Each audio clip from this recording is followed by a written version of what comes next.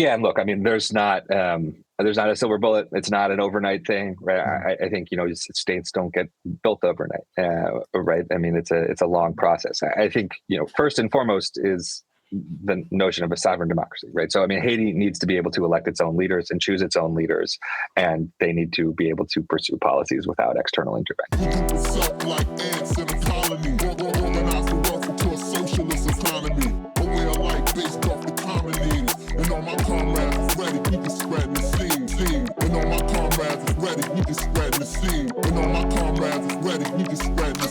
All right. Hello, everyone, and welcome to another Subversive History interview. Today, we have the pleasure of speaking with Jake Johnston.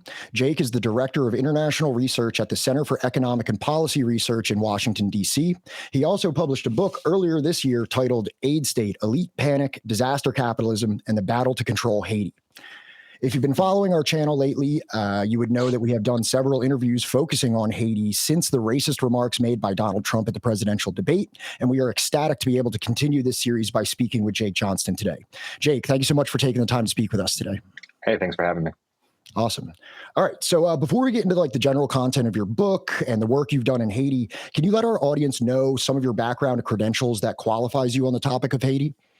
Yeah, sure thing. So I've been working at the Center for Economic and Policy Research for about 15, 16 years now, and really started working on Haiti. My background's in economics, but started working on Haiti after the 2010 earthquake. And it was really from a perspective informed by my colleagues that, I think they recognized this well earlier than I did, which was that, after this earthquake and this outpouring of support from the international community, billions of dollars in aid pledged, that the key decision makers over what was going to happen in the future in Haiti, it was going to come as much from Washington, D.C., where we were based and where we were working as it was in Haiti. And so being in Washington, we actually had a unique role to play, because a lot of the information that was coming out, the plans, the databases, the documents, sort of everything around this relief effort, it was in English and it was largely coming out from Washington, right? And so we were hearing from groups on the ground, basically, like, we have no idea where this money's going. We don't, we think it should be going here. It's actually going there.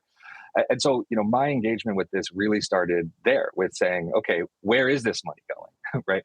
And realizing pretty quickly that it was going to a lot of organizations that were much closer to my office in Washington, D.C. than to anybody in Port-au-Prince, right? And that you sort of opened my eyes to Haiti, to the foreign aid industry, to a lot of new things, and really sort of started my engagement with Haiti. And over the last 15 years, I've been there countless times, right? I'm in constant touch with folks in Haiti and sort of been engaged in this kind of work, and doing a lot more sort of on the ground investigative work as well, to sort of try and inform that analysis as best as possible.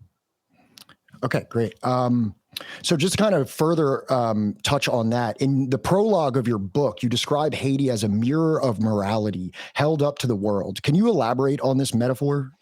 Yeah, I mean, I think this really goes back to the beginning with Haiti, right? And this is a history that I think people are becoming a little bit more familiar with in general, but it's still, is certainly not sort of like generally known, right, about Haiti, that this was the first country to abolish slavery, that this was a nation founded out of a successful slave revolt, right, that overthrew Napoleon, the most well-funded, well-armed military in the world, right, and a bunch of an enslaved population, right, beat that army and created the first independent Black nation in the world, right? And so from that origin story, right, how the world has treated Haiti, I think says a lot about the world's morality, right? What the actual policies and beliefs of the sort of great powers have been. And I think, we could look at the situation today, but just staying sort of back into the history there. Right? So for example, sure, the French were the colonizers, right, of Hispaniola, right, Saint-Domingue, right, before it was Haiti.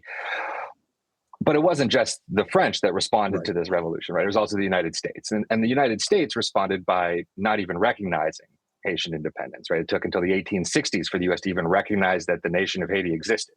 That says a lot about our own country. And I think what I'm getting at with that metaphor ultimately is that Haiti, and in particular, the foreign policy of great powers towards Haiti, it really says more about those great powers than it does about Haiti itself. Right? We often look at Haiti and say, oh, Haiti is this, Haiti is that, it's Haiti's fault. And we don't take a step back and look at why those things are the way they are. Right. And actually, that dovetails perfectly into my next question, which is in the United States, there is a widespread conception that Haiti is a failed state, with the implication being that the people of Haiti are somehow incapable of effectively organizing or managing their political affairs. Or, as I read in your book, New York Times columnist David Brooks' words, Haitians have a progress resistant cultural influence. Can you explain why this perspective is so flawed? Well, look, I mean, I think on the one hand, it's pretty simple, right? I mean, it's the easiest thing to do without looking in the mirror, right? Is to say, okay, it's all their fault. I mean, that's Right. simple, right? It's clean, it's easy, and it exonerates one's own government's role in all of that, and in our own role as participants in this sort of globalized economy and everything, right? So I think that it's not hard to understand why people don't want to see that reality.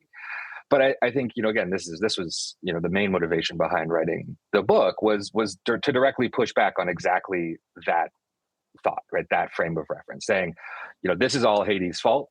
That's why it's a failed state, and there are repercussions to that analysis, right? It's not just saying that and then okay, nothing comes from it. There's an implication there, which is that foreign intervention is then justified because Haiti can't govern itself. Because Mhm. of course, this is just this backwards country, right? So we must go in there, we must save Haiti, we must build this state, we must control this, and the point of the book, right, from my it's actually it's those efforts that are as responsible for the current failure, such as it is, rather than the Haitian people themselves. And that also has big implications because I think what that tells the world, what that tells these great powers is actually, wait, maybe we're doing things wrong here, right? Right. Maybe this demands a rethink in terms of how we interact with Haiti and with Haitians in general. Right. Yeah, exactly. So a broad theme of your book is a critique of neoliberal economic policy. Would that be safe to say? Yeah. So can you describe how the neoliberal philosophy has transformed the ostensibly charitable endeavor of international aid into just another perverse profit-seeking business model? Yeah, no, and I'm glad you started here. 'Cause I mean, I think we could take this in any number of directions, Right. the Yeah. actual policies Right. implemented in Haiti. But I think this is a great encapsulation of the dynamic, right? Right. What we sort of see on the surface and what I think people are beginning to more generally understand about aid and about Haiti specifically is what we've seen over a period of decades of increasing aid flows is that it's largely outsourced to the Haitian state, right? So public services, health, education, these things are in the hands of NGOs, private actors. Okay, we can understand this general dynamic. But there's this parallel dynamic that happens at the same time where the US government is outsourcing its own aid Right. as that is taking place. And I think that gets into this sort of dynamic we saw. So 20, 30, 40 years ago, right? I mean, USAID existed. We did take, do foreign aid, but it was largely in the hands of USAID itself, right? So we Right. had, people who implemented programs directly for this aid agency. It's not to say, oh, it was perfect or, it wasn't still motivated by US political Right. interest or commercial interest. I mean, that was still always a part of aid, right? Yeah. But the aid itself was being done by government employees working for USAID and carrying out. Where there's like What checks and balances, right? There's like a modicum of checks and balances. Right, or at least there's not an outside incentive, right, Right. playing into that in the same way. What happened over the last number of decades is those functions were outsourced. So instead of it being USAID carrying out projects themselves, USAID contracted with third parties to carry out those projects. That began with NGOs, nonprofit actors. Okay, I mean, how we determine nonprofit and what that really means, I mean, Right. Yeah. it's a whole separate debate, right? Yeah. But Yeah. eventually that turns into straight for-profit contractors. And so by 2010, at the time of the earthquake, the biggest players in the global aid industry are all for-profit private contractors who are obviously motivated by a number of different factors, not all of which is delivering good aid or Right. anything like that, but simply making a profit. Right. And this runs directly up against efforts to actually change or reform how we do foreign aid. And just to give a brief example of this, so the U.S. government, in the Obama administration and early on, even before the 2010 earthquake in Haiti, the administration said, okay, we need to rethink how we do foreign aid. It hasn't been working. We're reliant on just this handful of big Beltway contractors, the Beltway bandits, right? This needs to change. And so they started looking at how to do it. And part of it was get more money into the hands of local organizations. Yeah. Break up these big contracts and get money Mhm. straight to local organizations. Now, the response of these bandits, the Beltway bandits, was to form a advocacy, a lobbying coalition amongst themselves, and to hire a very well-connected Democratic lobbyist, Right. the Podesta Group, to then lobby against those reforms that the U.S. government was implementing. So here are a bunch of for-profit entities that rely entirely on U.S. government contracts for their own resources, taking that money and turning around and lobbying the U.S. government against its reforms to try and make aid more effective. And so you wonder why these changes don't happen, why aid is not reformed, even though everyone sort of recognizes that this isn't working. This helps explain why. So like, and that would kind of be like the perfect like illustration of like a neoliberal model, right? Where you're like taking, it's not simply just market or government. It's when the government takes a intentional hand in like taking a contract and then giving it to a private entity to handle, right? Yeah, and I mean, this is like a more general critique, right? We talk about free market, right? And Right. so, we must rely on the private sector, but I mean, this is not a free market, No, not right? at all. We haven't created a free and fair playing field for everyone to get this pot of money. No, I mean, there's 4 or 5 contractors who can get it, right? That is not a free market. So this is all, there's one thing about how people frame these things and how people talk about neoliberal or the free market, but that's rarely how things are. Same with free trade. I mean, free trade is not free trade, No, right? I mean, the people who are proponents of this are not actually arguing for free trade. They're arguing for protectionism for their own interests, right? So this plays out in a bunch of different ways. And of course, this same dynamic, played out on the ground in Haiti because, in the book, we talk a lot about interventionism, choosing Haiti's leaders, right? Coups, things like this, aid embargoes, stoking it. But part of that too, aid comes with conditions. Right. And so a lot of the conditions that were attached to aid programs, certainly in the late 80s, mid 90s, came with conditions. And those conditions were, these neoliberal economic reforms. Sort of the most well-known or sort of most well-analyzed in a lot of ways was the scrapping of tariffs on agricultural products, and predominantly rice, right? So that went from really high to allow domestic producers as an agricultural society where a big part of the population relies on that for employment. Those tariffs get cut down to nearly zero. U.S. rice from U.S. agriculture producers flood into Haiti, decimate local production. And in a lot of ways, this is the dynamic that has pushed people out of Haiti and into the United States, sort of tying everything back to sort of how you led with the commentary during the electoral period around immigrants in Springfield and elsewhere. So like, and this, you mentioned this in your book also. I think you mentioned Clinton is the one talking about this, where he says that, I think it was a subsidized seed program that he was like, hey, it was great for my farmers in Arkansas, but it wasn't so great for the Haitian people. Like he even admitted that. And then I'm pretty sure, I'm just going off memory now, I think what you say in the book is Haitians can't compete with free. And you talk about Monsanto and I think seeds that go down, and it's like, you bring up how it's like, hey, there's a seed industry within Haiti. Like, you know what I mean? Contracts could have gone to them and that could have been a boon for the economy. And we're actually handicapping the economy with subsidized rice and seeds coming out of the United States. Yeah, exactly. I mean, this is an analysis we did at the Center for Economic and Policy Research soon after the earthquake was, there was a need, right? People were hungry. People had their houses had been collapsed. The economy had ground to a halt, right? I mean, like it was devastating. So obviously there is a need. The immediate reaction is to send things from abroad into Haiti, right? Right. Okay, I mean, we can understand the rationale there or the response, but what are the knock-on effects of that? And so rice is given its sort of historical importance to Haiti and it being the staple part of the diet, we looked at that and said, okay, let's take a look at all of the food aid and rice aid that has come in after the earthquake, what the needs are, and then how much rice Haiti actually produces, right? Could you purchase that on the local market and distribute that, which would then, of course, get those farmers actual inputs, money that they could reinvest into their plots, into their communities, right, into the economy. And that's like, this is how you have something that actually builds wealth locally, a right? Working economy, locally. Exactly, right? So this isn't, this isn't a revelation here in terms of anything new, and we understand how these things work. Now, of course, it was a pretty, compared to the billions of dollars pledged, the amount of money it would have taken to source all of that aid in Haiti was next to nothing. Right. Now, of course, if you bought up all of the rice in Haiti, there would be other effects of that too, right? And so, but this as just like a simplistic narrative to show what could have been possible and how this could have been approached differently, it would have been really easy to have done that, and certainly at least to do it to a much greater degree than actually was.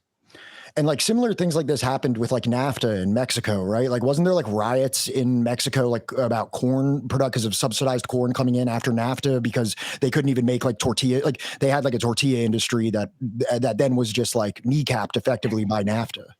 Yeah, exactly. We've seen this play out. And I think, one of the more interesting dynamics here too, and again, sort of tying it back to Springfield and how you sort of frame this up, is the process by which Springfield went from booming industrial town to, ghost town where Right. the only people who could get, were employable were new immigrants just moving in. And the Exactly. process Yeah. by which those people were pushed out of Haiti. That's the two sides of the same coin. Right. I mean, these are the same It's the process. same. Yeah. And so, whether that's Mexico, Haiti, Right. Springfield, or, rural, whatever it is, right? These are two sides of the same coin. And this rhetoric, right, it's about dividing those communities, right, and making them sell each other the sort of problem in that equation. When in reality, it's the policies that the governments either in Haiti or here are actually pursuing, right, are actually implementing. That's what's causing this. It's not, the local community in Springfield or the immigrant community that is new to Springfield. That's not the problem. Right. So in your book, you coined it. I don't know if you actually coined the term, if you made it up or not, but you coined the term aid industrial complex, and you refer to it as a sibling of the more well-known military industrial complex. Can you describe the details of this complex and how it is similar to the military, the more well-known military industrial complex? Yeah, well, I mean, so one, we talked a little about this, right? Just the sort of outsourcing of aid to these for-profit contractors, and obviously that's following a very similar path that we saw with the military and reliance on these outside for-profit defense contractors, and what that means for policy making, right? So, is it the defense contractor or aid contractor interests that are informing the allocation of money or the policy choices up top, who gets the money, what wars we go to, what countries receive aid, et cetera. But also there's another parallel that I think is really interesting, is that this for-profit aid industry, right, the aid industrial complex that I talk about, that really rose literally directly aside the military industrial complex, in the sense that, where these contractors, there's a few big ones: Development Alternatives Incorporated, Commodification International. These companies, they got their start, their big break in Iraq and Afghanistan, the war on terror. So as we were dumping money into that, it was also, right, this was the like state building, nation building efforts and framing of the Bush administration. And increasingly, these aid contractors became part of that apparatus. So not only is it a similar sort of economic dynamic that informs the industry, but also in terms of its actual implementation and sort of progression, literally on the battlefield alongside the military industrial complex was the aid industrial complex as well. And like something that I also noticed in reading your book that was like a similarity to that is like this kind of like, I guess you could call it like a revolving door type of situation, where you would have like somebody that was like, had a high level government position that will then retire from that and then go to work at one of these companies. Or you would have somebody that works at one of these companies and is on the board of directors that then would go and work in the government. So there's this like very incestuous, just like with the military industrial complex. You see it like, whatever, Donald Trump had Mark Esper, who was, I think, Lockheed Martin or Boeing, I forget which one. So it's like the same thing is happening with the aid industry, right? Yeah, that's right. And you had so Chemonics, which is the sort of one example that I spent a lot of time on in the book, to sort of give the whole history of the company and how it formed. And it's sort of aid arm, which came after the company itself was formed, was started by the former director of USAID. Right? So, yeah, who's the principal organization responsible for handing out the contracts, right? Exactly. And so, and I think this was, as I write in the book, it was sort of recognizing that the aid industry was the industry itself, right? Exactly. That we could make money off of aid, not using aid to open markets for U.S. goods, which was sort of the general view of aid, sort of going back 60s, 70s, 80s, right? It was U.S. aid can help open markets for U.S. exporters, right? Can reshape local economies more in line with our view of the global economic order and these things, and that's how we profited from it generally. Right. Then it was like, well, actually, no, this is the industry itself. We can just make money straight off of the provision of aid itself. Got it. And I know you just kind of brought this up a little bit, but my next question, and maybe we can just get into a little bit more detail for the audience. You provide a very salient example of the aid industrial complex in your book with the company Chemonics. Can you briefly describe the company's history, dealings, and in your opinion, how it exemplifies the aid industrial complex? You might have already kind of answered that a little bit, but like maybe just to get a little bit more granular on like the actual history of it and things like that. Yeah, so it's a fascinating study here because Chemonics was a sort of global fertilizer agricultural company, right? A chemical company, and it was associated, in fact, with one of the American rice companies that flooded Haiti with rice in the 80s. But that was sort of before it became this aid industry player, but that's sort of its background. It is directly connected to some of these players that we're doing. And so the reason why they started this consulting arm, which was designed to get contracts from USAID, was expressly this dynamic that I just talked about, was to open up markets for their rice producing arm, right? So they could use this part to get US money to then go and open up markets for the other part of their corporate, conglomerate to then sell its rice to those markets. And it was quite effective at doing that. And in fact, well, I guess not terribly effective in the long run because most of it went out of business and declared bankruptcy. And the part that existed is the aid part, the part that just got USAID contract. That was the really successful business model that they had. Right. And so now that is what what Chemonics actually is. And the example that I give in the book, right? So after the earthquake, the largest, was a big effort and discussion around promoting decentralization, reinvesting in rural Haiti and agriculture to try and reverse some of these decades-long things that we've been talking about so far here today. And the company that got like $125 million contract to improve agricultural production was Chemonics, right? The same company who 30, 40 years earlier had been dumping US rice. Right. And in fact, whose company CEOs of that rice company ended up, having to plead guilty, or there was a legal case around bribing to not pay customs duties in Haiti. So, it sort of touches every little part of this story in terms of U.S. interest. There was U.S. politicians who then intervened on their behalf and punished Haiti for punishing the company, for bribing their customs officials, for not paying customs, right? So through this one story, we can sort of see the arc of USAID, the geopolitical interest, the political interest, right? The commercial, all of these different things sort of weaving together. And this is sort of the last little anecdote about Chemonics. The founder of Chemonics, gave an interview. This was probably close to 40 years now. He said, I wanted to do two things, one of which was have my own CIA, right? And now I've accomplished that with Chemonics. And, this is the part of Chemonics that, we haven't been talking much about, and it's not just Chemonics, but USAID is not just humanitarian assistance, right? There is very overt political assistance too, that functions in a very similar way as what we sort of think of as these, secretive CIA operative things from the history books. Well, a lot of that is done very in the open and by USAID and through their contractors. And so in a similar fashion, Chemonics had the agricultural contract after the earthquake. They also had a $100+ million contract called through the Office of Transition Initiatives, this sort of shady sounding bureau of USAID that literally is just the Office of Transition Initiatives, right? It is about countries in transition and shaping the course of that transition. This is like a regime change wing of USAID that is active in all the sort of US geopolitical hotspots all over the world, and was extremely active after the earthquake in Haiti, giving money and very much involving themselves in the country's politics. So didn't they also have like a big controversy in Afghanistan also that they got pulled up on? I mean, this is the sort of, mystery is maybe not because I can answer it pretty simply as well. But you look at every USAID Inspector General report, the GAO, right? All these accountability and sort of watchdog organizations, and they look at these big contracts pretty frequently, right? And they're like, oh, this didn't work, right? Oh, you wasted this money there. Oh, you were supposed to do this, and that never happened. And yet they keep getting the next contract and the next contract and the next contract, right? I mean, why? Well, it's exactly what we were talking about earlier, right? I mean, so we know why. But, it would be a very different discussion if they were super successful in doing good things and too big to fail. That's one thing, right? But when you're not doing good work and that's the lethal combination.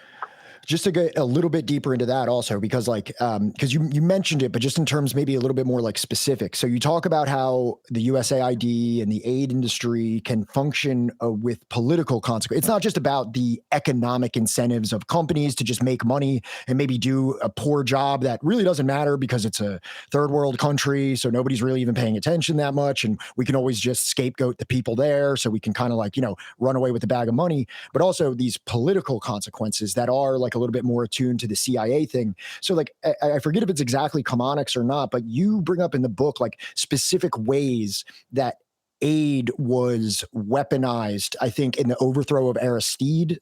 And then maybe we can just have like a broader statement on like the consequences of aid dependency. Like if you're an aid dependent state, I'm pretty sure Aristide maybe even having like a little bit more like maybe wanting like a more leftist economic organization said like, I simply can't do this. We're completely reliant on aid. You know what I mean? Like there's certain things that just aren't actionable because I'm dependent on the United States for aid. Can you just talk about that? How that all kind of came together? Yeah. And so, I mean, I think, when we're talking about the political effects of aid, I think we could talk about the direct effects and the indirect effects. So direct, and this can happen in a bunch of different ways. But so, for example, I think what you're probably referring to with Aristide. So when he came back into power in 2000, it was the second Bush administration, Bush Jr., right, and they responded by cutting aid. Right, it was basically an aid embargo. They not just USAID aid, but also loans from the World Bank, from the Inter-American Development Bank. Right, these were blocked by the United States government as a means of putting the screws to the Aristide government, right, to try and force its ouster. So there's sort of direct things there. We saw something similar after the earthquake. Again, huge needs, billions of dollars pledged. There was an electoral process. The US didn't like who was apparently emerging from that electoral process, and basically bullied the Haitian government into changing the results of the election. And one way they did that was saying, if you don't agree to change the results of the election, no more aid. Right. So, we'll give you $3 billion to recover from this humanitarian disaster of, untold proportions, but only if you change the results of your election to our liking. So you can see like how aid can be weaponized politically directly in that regard. And of course, then there's aid going directly to political organizations. So I give an example in the book. This is after the earthquake. The person that was put into power through that electoral intervention, he didn't really have a political party. But in order to be in power and stay in power and be the new sort of partner of the international community in the US, he had the political party. Right. Well, who helped fund and organize that political party? US assistance. Right. Exactly. So there's also the direct impacts there. But I think what I actually probably spend more time on in the book, and I think what is perhaps less well understood, is just the sort of long-term and indirect political effect of this, which doesn't necessitate sort of a top-down conspiracy or even the intention of having a political effect.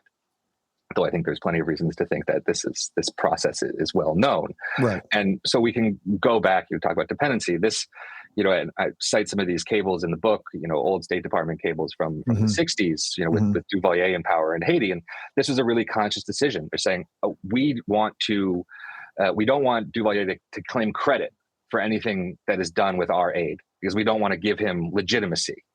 This is a period when the U.S. was opposed to Duvalier, or at least partially opposed to Duvalier. There were plenty of years where they were supportive. So when they needed somebody to oppose Cuba in the OAS, right? Right, exactly. So it was a useful ally at times, but also if you'll be an anti-communist, we'll give you as much support as you want. I don't care if you're a dictator, as long as you oppose the communists, we're good. But they still, I mean, and partially because of just PR problems, stuff like that, they didn't want to give money directly to Duvalier. They didn't want him to be able to say, so they wanted to use aid to ostensibly undermine Duvalier, right? To say, we're doing this, not you. And so they started giving money to NGOs, called them something different 50, 60 years ago, right? But it's the precursor to NGOs. Right. So they understood then that giving money to NGOs would undermine the government, right? It's the same now. Right, yeah. You give money to the NGOs and it undermines the strength of a government over time. And there are bigger effects too. So when these public services, right, when general services are in the hands of NGOs, foreign actors like this, it also is fundamentally breaking that connection between a population and its government, its state. Right? So instead of, if your services are poor, inadequate, non-existent, you would advocate for them through your elected representatives and your government to say, hey, we need this, right? Okay, there's a direct connection there in relationship. Yeah. When it's a foreign entity or some NGO that is not accountable to you or to your community at all, what can you do, right? And then it's, why do I care who I'm going to vote for when they're not the ones who are actually doing anything in my life? It's all of these foreign actors that I have no control over. And so this process also just undermines a democracy, a sovereign democracy, right? It undermines faith in democracy. And we saw that very directly play out. I don't think it's only because of this. Right? Direct intervention in an election will also undermine your faith in the democratic process. Right? Mm-hmm. But what we saw over time, as this aid picked up, as these resources, services get outsourced, is faith in the electoral process and participation in the electoral process totally plummets. So the last election in Haiti, which at this point, was 2016. So it's been a long time, obviously, but even then, less than 20% participation. And so then we say, oh, Haiti has an unstable government. It has, why can't they get their act together? And it's like, well, that election was like financed by, deemed legitimate by, and organized with the international community. I mean, the Haitians barely even cared about it or showed up to vote because they couldn't, or they didn't care, or they lost faith. Yeah, they lost faith. It was for external actors, right? It was showed, we give our check mark. Yep. We got an election, we got a democracy, boom, we can keep giving you money. We can keep going about our business as usual. But that very obviously would lead to an unsustainable situation. Right. And I think in a lot of ways that's what we're seeing manifest today. Everything that we've kind of talked about here, like the political implications and the economic implications of like a pernicious and coercive aid industry, it makes me think of the words of a young revolutionary out of Burkina Faso named Thomas Sankara, who was interviewed one time, and he said, like, we welcome the help of the international community, but if you want to help us, don't send us millet, don't send us wheat, send us tractors, send us fertilizers. And this was like in the 80s. So it's like, it's interesting kind of how visionary that statement was. But also just speaks to like, I didn't come up with this. Right? I mean, like, this has been known for decades, right? I mean, that how we do aid has not been effective. I mean, this you don't need a special degree or an advanced, you don't need anything. I don't think Thomas Sankara had any of those things. Literally, even the most like mainstream development experts in the world all agree. Yeah. Right? It doesn't work. Right. So how do we do it differently? What can we do differently? And even there, people know what would work better. We have examples. We have little things here and there that can inform those decisions. And yet, why isn't that what happens? And I think ultimately the answer there is because that's not why countries give foreign aid. Right. It's not actually to provide effective assistance to people in need. It's really not. I mean, there can be a certain part of it that is right, and even the individuals involved in it, I don't think it's even a nefarious motivation or anything. Right. They truly believe they can try and help. They want to try and help. It's not like that, but that's not the actual effect that we see. Yeah.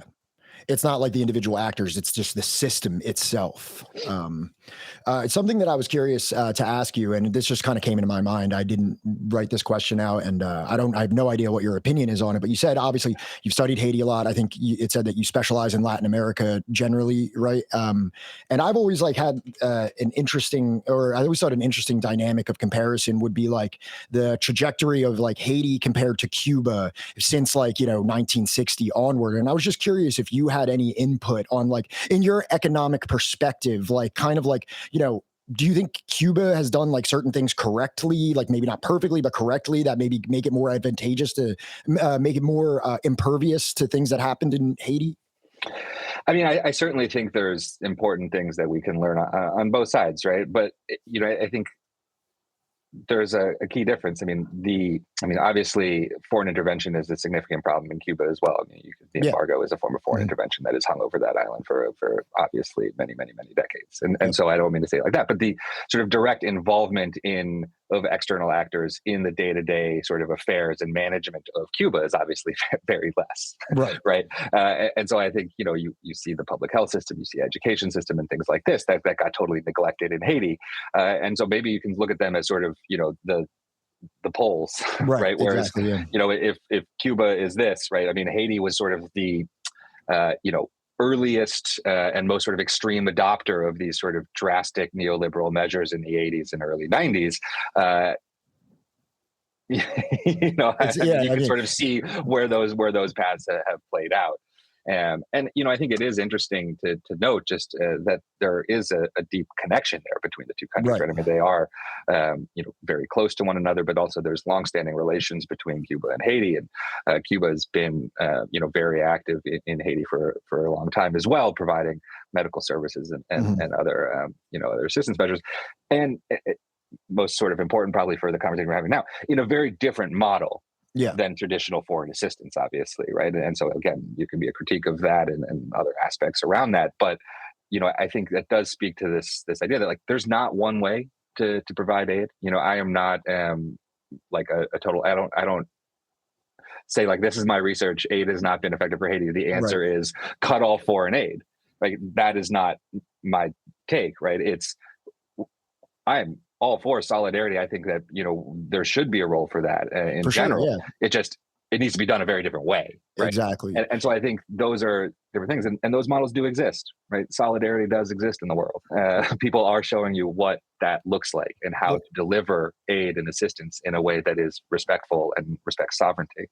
Well, I'm curious, and I'm asking you all the controversial questions now. And this just is another freestyled question, just off you bringing that up. Do you have like maybe an opinion on like more of like a Chinese model of economic aid and development through like the Belt and Road Initiative compared to like the Western or U.S. led one?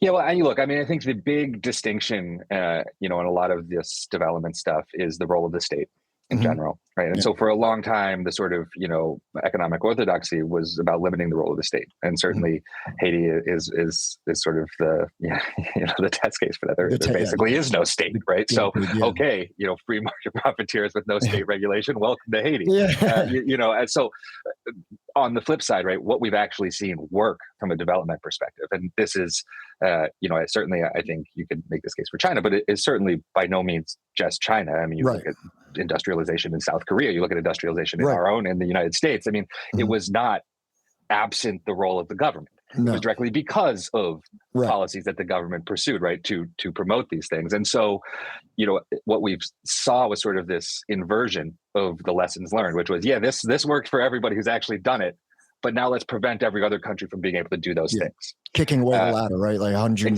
has the book Kicking Away the Ladder. Han Chang, a senior fellow at the Center for Economic and Policy Research. Wait, he works at the same place that you work at? He's a fellow. I had no idea that there was even that association. Yeah. That's amazing. But the example of South Korea, so that's exactly kicking away the ladder. And I think I cite the book directly in aid state as well, because it just describes perfectly what has actually worked in terms of development, and then you compare that to what has actually been implemented and enforced on Haiti in terms of a development path, and you're like, oh well, shocker, it hasn't worked. Right? I mean, this is not surprising. This is just it's like 1 + 1 = 2 at this point. Exactly. Yeah.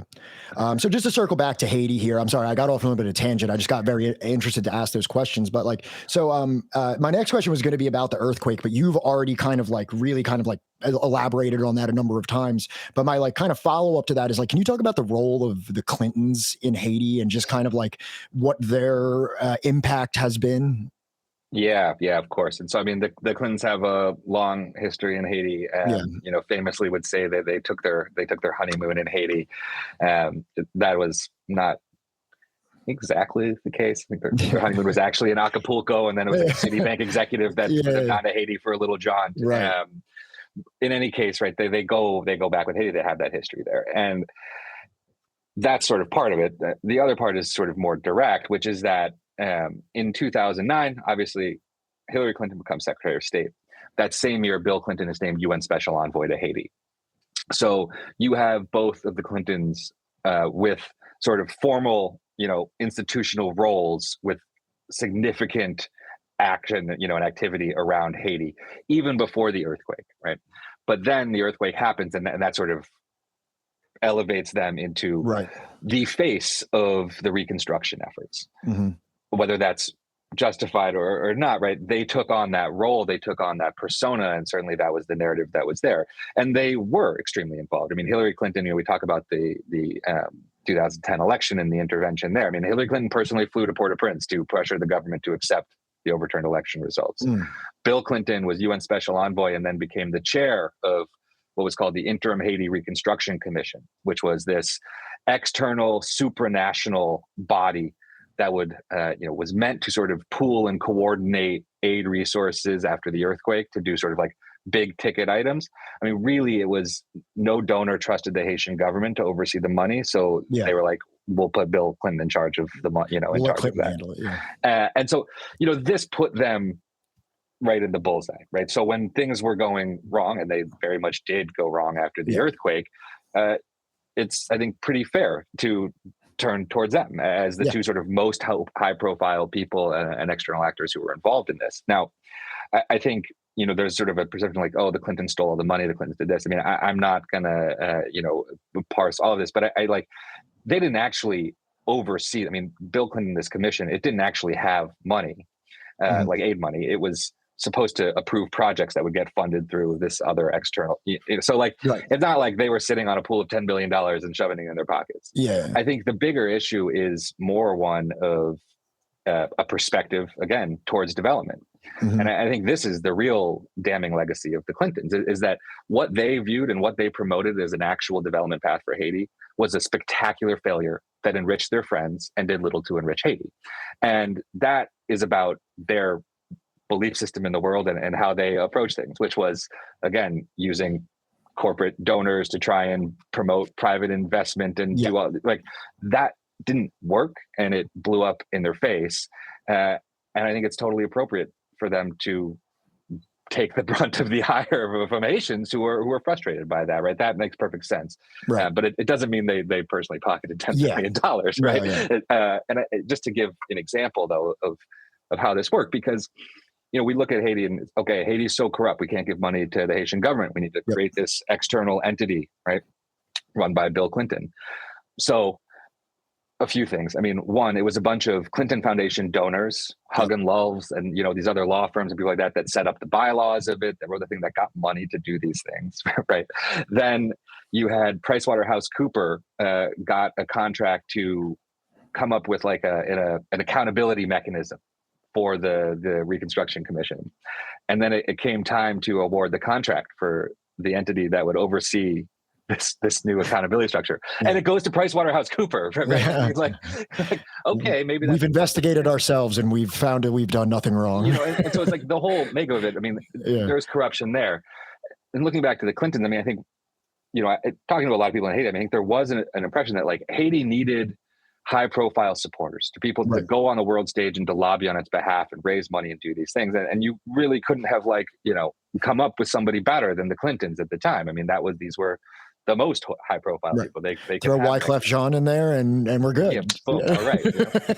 But also what actually happened, right? While they may have been the face of this, they weren't actually personally that involved, right? They deputized it. They handed it to junior staff, their lower level staff, who knew nothing about development, knew nothing about Haiti, and were given hugely important roles over Haiti's future with no qualifications to do so. And they fucked up too, right? I don't know if I can swear on this. No, you do whatever you want. But that was the problem. So one of those was Cheryl Mills, who was, Hillary Clinton's chief of staff. The big post-quake, and this fits into sort of the neoliberal development model, everything, right, is the big post-quake reconstruction project was this industrial park, right? A sweatshop factory up in the north of Haiti, right? And this had been a goal of people in Haiti, external actors, for a long time, even before the earthquake. But all of a sudden, they had all this money. Said, okay, now we might be able to do this, because a company wasn't going to just come in and make that investment and set up this t-shirt sewing manufacturing facility. It took hundreds of millions of dollars in subsidies, including through USAID and the Inter-American Development Bank. Right, this is what foreign aid was subsidies to a Korean manufacturing giant to open up, basically minimum wage assembly lines in Haiti, right, in this factory.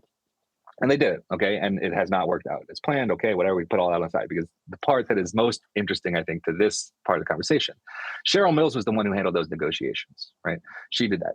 By the time that industrial park was even open, like actually functioning and legitimately functioning, she was no longer at the State Department, right? She wasn't chief of staff to Hillary Clinton. She had left. She went and founded a consulting firm. This is the industrial complex. This is the aid industrial complex. She founded a consulting firm that was that sort of mandate was to provide services to folks who wanted to open industrial parks in Africa. right? Right. Exactly what she just said. Same And the thing, seed yeah. money for that consulting came from the South Korean firm that she had just given $300 million in subsidies to bring them into Haiti, right? So, okay, it works out pretty well for all of these people over here. Haiti's over here, and they're not seeing that action, right? And so, Right. we talk about corruption, aid contractors lobbying against common sense reforms, State Department officials founding private sector companies with money from the firm they just gave U.S. government money to, right? I mean, this is corruption too, right? I Yeah. mean, like, it's not, Haiti doesn't own corruption. We have plenty of Right. it. We've legalized it, we've institutionalized it, but that doesn't make it any more wrong. And for Haitians, they can see the difference, right? They Right. can see both sides of this. So we've talked a lot about aid organizations, NGOs, the U.S. government, all of these things. But one thing we haven't really touched on yet is the UN. And from the 90s onward, the UN has dispatched peacekeeping forces to Haiti multiple times, known as the Blue Helmets, with the stated purpose of stabilizing the nation. Can you explain how these troops actually ended up being more of an impediment to the stability of Haiti rather than a solution?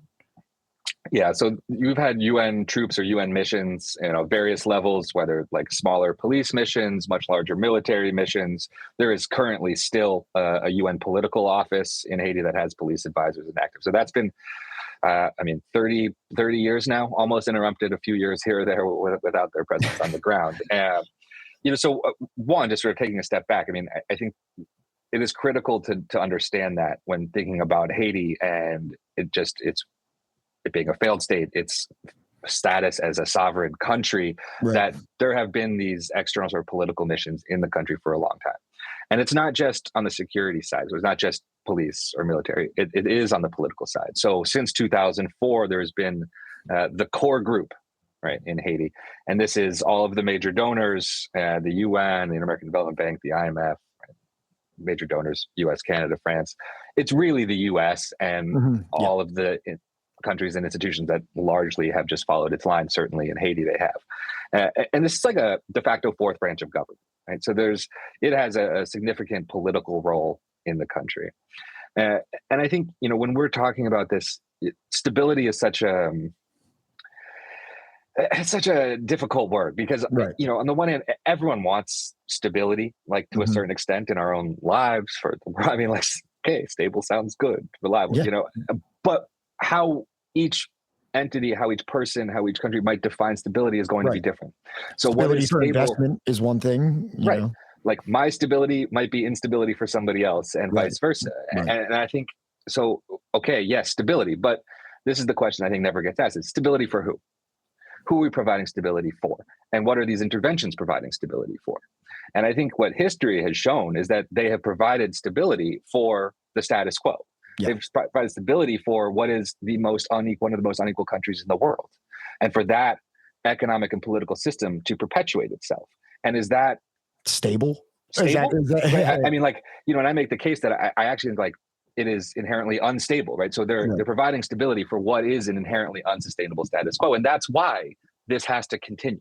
Because if it doesn't continue, it goes away because there is nothing to keep it in place.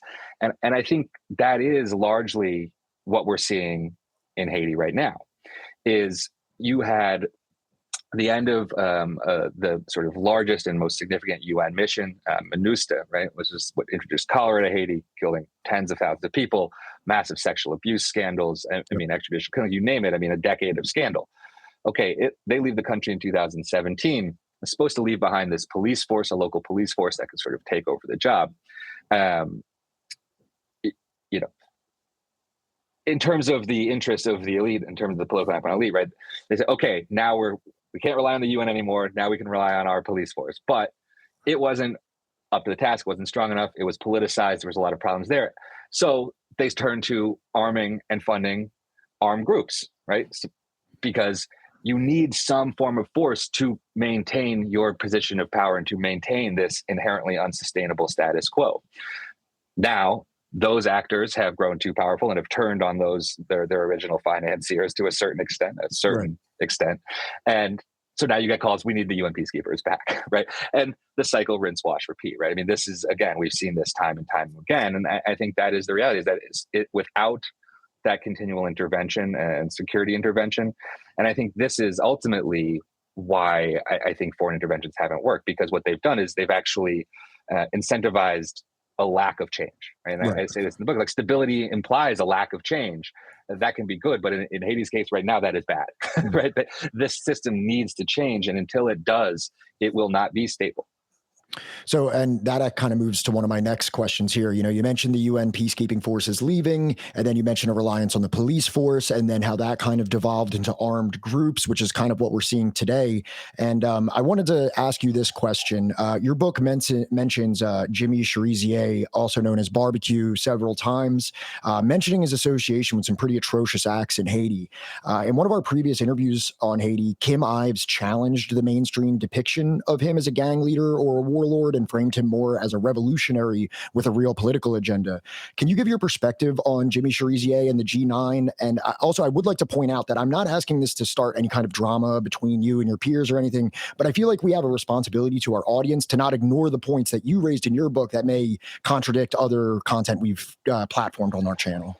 Yeah, look, I mean, I think in a lot of cases that rhetoric came well after the fact, right? So I saw a lot of it as sort of justification or sort of expectation setting after the fact. And no, I don't share that analysis. I have a lot of respect for a lot of Kim's work over a long time in Haiti. We know each other. We've you don't need to worry about starting fights. We've had these conversations. We have these debates. But I mean, I think it's hard to look at the situation right now and think of this as a real revolutionary program or anything with that actual intention. Maybe he truly believes it, Jimmy Cherizier. Right? I mean, I don't know. I'm not inside of his head. But what has actually happened? I mean, I would argue that his actions have done more to justify and spur an international intervention than stop it. Right? They've done more to perpetuate this system than change it. And so when you look at the actual results of action, right? What's actually happening and the things that are transpiring, it's hard to see that as a revolutionary thing. The people who are suffering the most right now are the poorest and most impoverished parts of Haiti, right? And specifically of the capital. And that is largely because of the actions of armed groups. Now, there are huge, bigger systemic things which we've been talking about, right? And I think it is very much the case right now that a lot of the rhetoric you hear from Cherizier, basically what I was just saying, right, around elite control and things like this. So fine, good and great. There aren't many politicians in Haiti who are actually making that case. And so I think that is an important dynamic and something to look at. But that doesn't mean that someone's rhetoric is reality. Right. And I think, this is anyway, I mean, people use rhetoric for their own purposes all over the world in any environment. That doesn't mean that that's what they're actually having. I mean, look at US politicians. We take them at their word, right? I mean, no, we don't. We look at what actually happens. We look at who's actually suffering or who's actually benefiting from these policies. We try and look at those sorts of things, right? And just a few things. I mean, there's a reputation or, a certain narrative around Cherizier as like this, decorated, hero cop who was sort of turned into the bad guy because of foreign funded NGOs and things. Like, I just don't think that's the reality. I don't think that's what the facts actually say. I was looking at Cherizier from well before he was what he is now. And that's sort of how I start this, was a school shooting in an impoverished community in Haiti when he was still a member of the police force. And no, this is not last. This is before that. It was in Marquistan. It was at a school there, and 9 people died during a police operation, including a few members of police died as well. And I was on the ground. I was at that school, interviewing people just a few days after it. This was before Cherizier was a household name or anybody knew who he was. And I didn't know who the cops were who participated in this massacre. All I knew was that I was interviewing all these people in the community telling me exactly what had just happened. Right. I wrote that story, and you can go to the documentary that was made by Kim and his colleague, but it shows that article that's like the beginning of this conspiracy theory against Cherizier. Right. Wow. It's like, I was just in this community talking to people who actually live there. I didn't even know who Cherizier was. He's not even mentioned in that article, right? So I think we need to take a step back and look at some of the things that were actually happening on the ground, some of those dynamics. I don't think exactly that history that we see. And I just think that's important on our end as someone who has interviewed Kim and we went through a lot of that stuff. And you know what I mean? I'm not taking any position on anything. I'm just talking to experts with varying perspectives that we can maybe kind of crystallize for our audience, what may or may not be happening. So one thing we haven't touched on yet, and it's in the title of your book, is the concept of elite panic. Many Americans would probably assume that U.S. aid endeavors in Haiti are largely egalitarian. However, the elite panic incentive kind of contradicts that sincerity. Can you explain this dynamic for our listeners?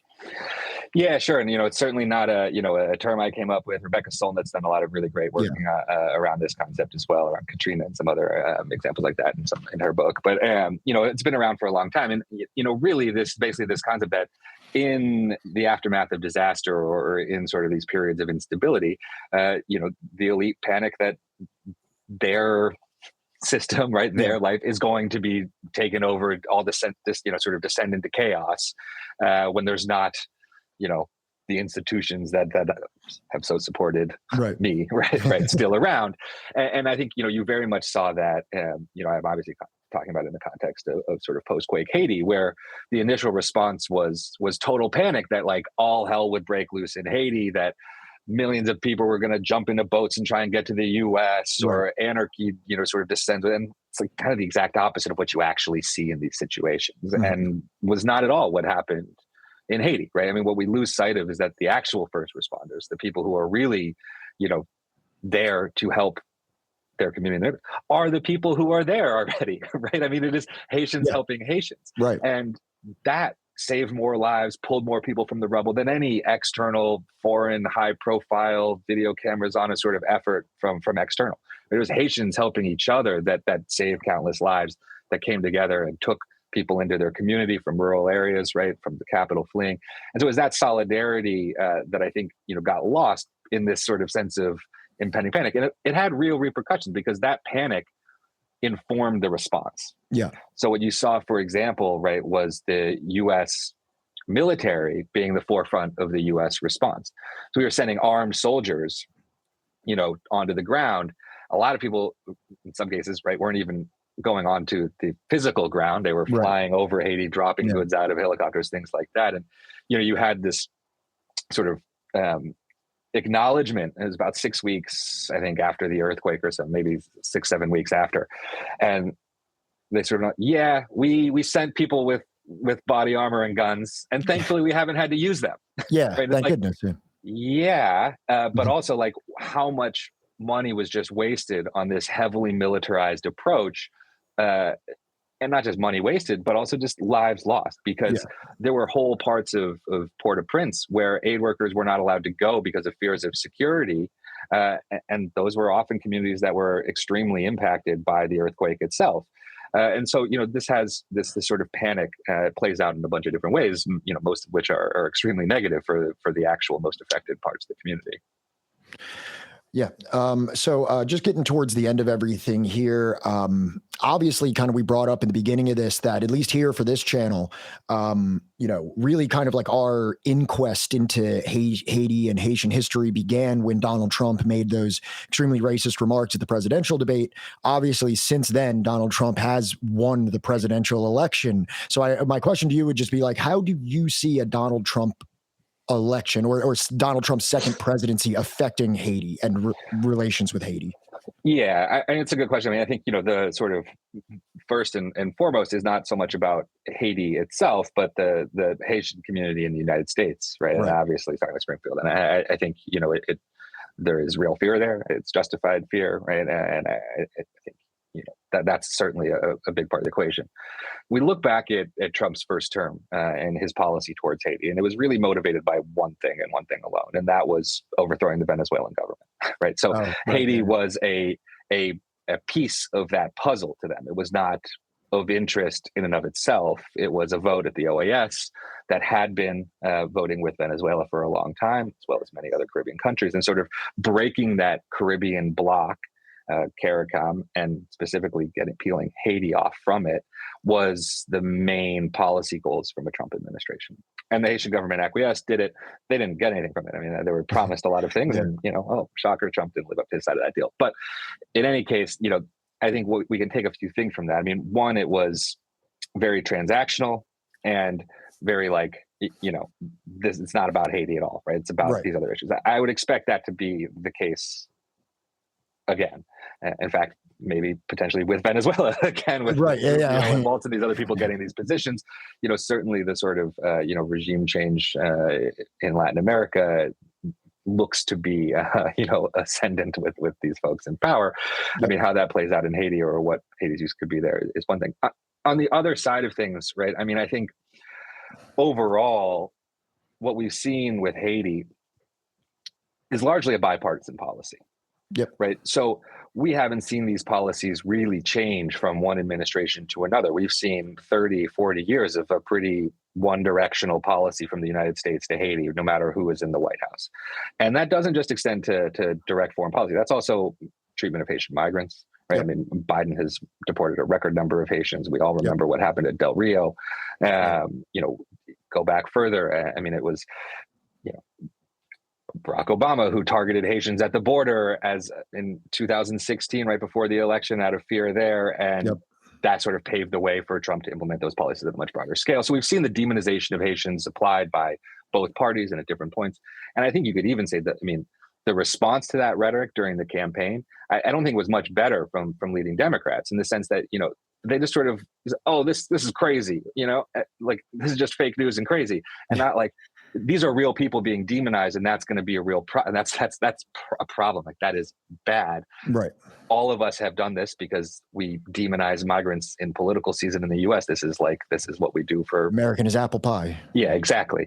And there was no condemnation of that. There was no reckoning with that, right? It was just this, oh, it's just all up here and crazy, or this or that. And I think that's a problem, because, this is not about one party. This is about policy that is perpetuated across administrations. And we've seen that in Haiti as well. I mean, I think, Republicans, right? So right now in Haiti, right, there's a Kenya-led UN force, right?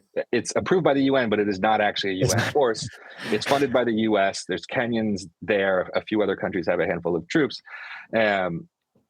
Now they're trying to shift that into another UN peacekeeping operation. Shocker, right? Okay, here we go.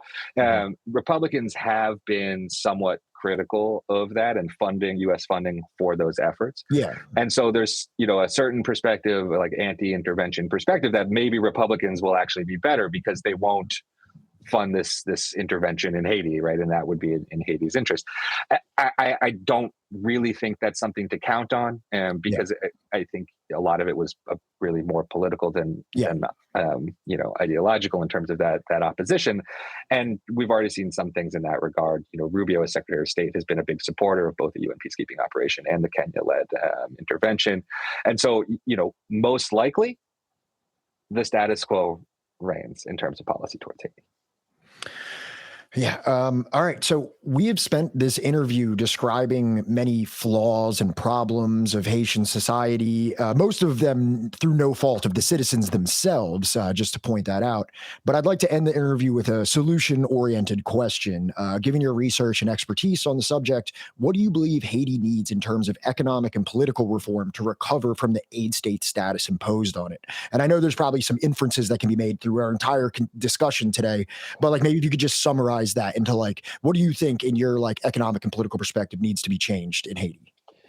Yeah, and look, I mean, there's not a silver bullet. It's not an overnight thing, right? I think states don't get built overnight, right? I mean, it's a long process. I think first and foremost is the notion of a sovereign democracy, right? So I mean, Haiti needs to be able to elect its own leaders and choose its own leaders, and they need to be able to pursue policies without external intervention. That is, without that, everything else is going to be extremely difficult. Now, of course, how do you get to there from the situation you are in here, right? Is a different question, but these are the changes that you have. And then I think the other thing is just frankly investment in Haiti, right? So this is, we didn't talk as much about this, sort of just the economic model that has been in place in Haiti. And they're really, you can sort of draw a line from, the colonization by France, and it's like as a slave colony, producing goods for export. The basic economic model in Haiti has not really changed much over the 220 years of independence, right? So it's still extremely oligopolistic, right? It's still extremely centered around either imports from the metropole or from a foreign power, or exports to it, right? Very little national production. I think again, what sort of economic policy changes are needed is investment in Haiti, Yeah. right? So that means investing in agriculture, it means that, but it means doing in a way that is designed to keep that wealth in Haiti, as opposed to investing locally to send things abroad, Right. right? Or investing locally to buy things from abroad. And that dynamic really needs to change. And there are many ways to do that, right? I mean, through more taxation of the elite, through raising of tariffs to generate revenue that way. I mean, there's a lot of different things that could be done. I also think, one thing that Haiti would greatly benefit from, and this is not sort of as concrete a policy change like that, but right now you have basically, I think, an increasingly multipolar world. Yep. But Haiti's world is extraordinarily hegemonic. Right. In the sense that there is not an alternative to the United States for Haiti. There have been times when there have been certain alternatives that existed. I mean, even Venezuela, the Petro-Caribe program offered a certain level of sort of balance that a Haitian government could do. But Haiti desperately needs allies that are not simply following the dictates of the United States, because Haiti needs options, right? Yeah. And it needs them even if as sources of leverage, so we can get a better deal from the United States, or vice versa, right? I mean, like, this is what Haiti needs, and so I think there are some changes that could happen on that front. I mean, perhaps the most obvious is relations with China. Haiti is one of the few countries, right, to continue to recognize Taiwan and not China. That could be a pretty simple change that could very significantly change the sort of geopolitics of Haiti and its leverage in that geopolitical realm that I think could benefit the country greatly, not just in terms of resources from China, but also its ability to negotiate on its own behalf. Right. Jake Johnston, I got to say, I'm so impressed. You were like an interview speed run. Like, the 12 questions that I had to like amend them, because as I was getting through, I was like, I don't know if I got an hour's worth of content here. I had to, so like, compared to every other guest we've had, you have just blown through these topics, and you've done it very concisely and in a way that I think is very digestible and educational for people that are going to watch this. Just so everybody knows, obviously, earlier this year, aid state, get yourself a copy of this, educate yourself on the situation in Haiti. We interviewed Brian Kincannon, we interviewed Kim Ives, and both of those interviews weren't really as much from like an economic perspective. It was more just talking about the historical events and everything like that. So I'm very, very grateful to have you come on here, and we can discuss more of like a harder, more economic perspective on Haiti. If you want, let anybody know, I don't know if you have any projects or anything that you're supporting or anything that you're involved in where people can follow you or anything like that, you can, let everyone know here. Yeah, you can check out all of our Haiti work, but also the rest of our work, both in Latin America, the rest of the world, domestic issues as well, at cepr.net. Check out all of our work there. Awesome. And again, I just want to say thank you. We're a relatively small channel right now, just trying to get started out, and we read a lot, and we're really interested in topics of history and economics. So after I read your book, I reached out to you. I just want to really send out my gratitude for you being willing to talk to us. I appreciate you talking to me and spending enough time to do three episodes on Haiti. Much respect. Thank you so much. I appreciate you. So don't run around here trying to make friends with somebody who's depriving you of your rights. Not your friends. No, they're your enemies. And treat them like that and fight them, and you'll get your freedom. My repertoire is USSR. P.L.O. style, P.L.O. style got thrown out the car. Guys with subversive plots. They'll call you an extremist or subversive or red radical. Subversive plots, red radical, and fight them. Capitalism and democracy, capitalism and democracy are not synonymous. We group us up like ants in a colony, organize the wealth into a socialist economy. A way of life based off the common needs. And all my comrades is ready, we can spread the seed. And all my comrades is ready, we can spread the seed. And all my comrades